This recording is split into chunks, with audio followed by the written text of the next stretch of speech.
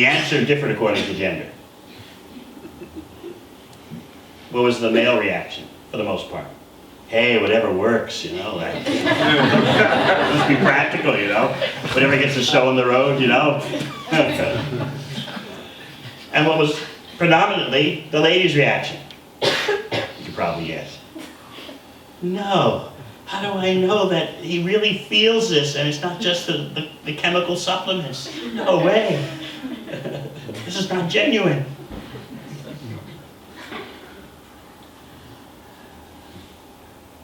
Obviously, we're not advocating these neurochemical adjustments here. But I'm just highlighting, I'm bringing this up to highlight a huge dilemma that we're in.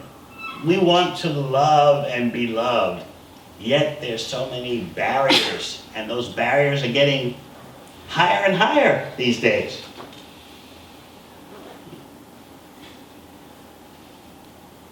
To our staff members here, because we do discuss these things amongst our staff.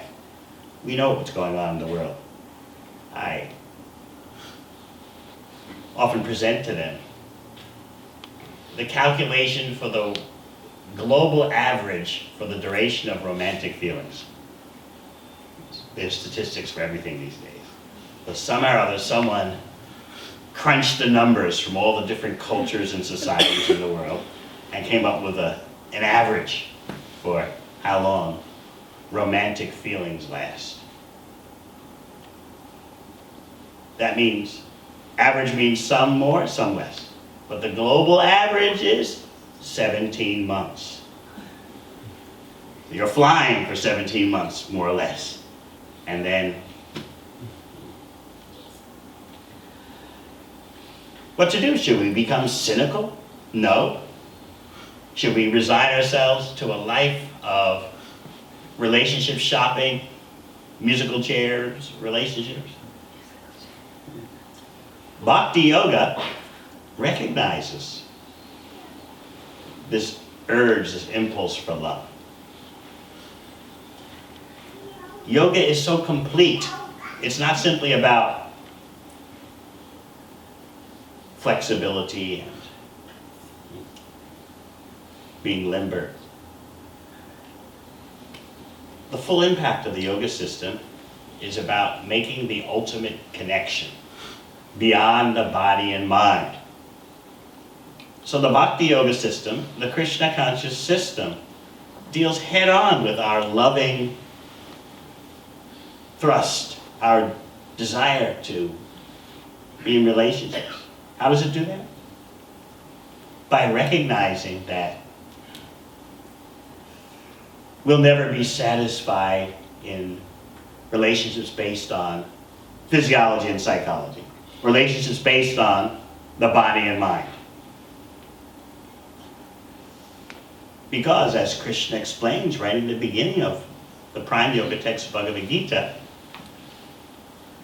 we're actually not the body and mind. The body and mind are coverings over our non-material self. So what the Bhakti Yoga system presents to you is an applied spiritual technology for dealing with the real you, and once you deal with the real you, you can deal with the real someone else.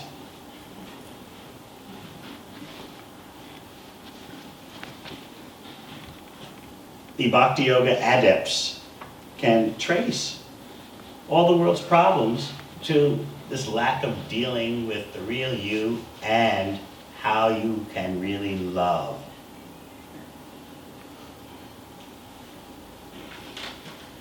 There's no need to deny our capacity for love, our urge to love, but we have to know what we're dealing with. Beyond just neurochemicals, beyond just flesh, beyond just the whims of the mind.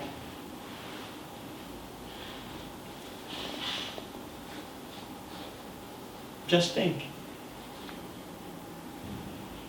Beyond our grappling with the body and grappling with the mind, how can we connect with the non-material self? and establish relationships in that way. What Krishna describes in Bhagavad Gita is about how to genuinely connect with all living entities.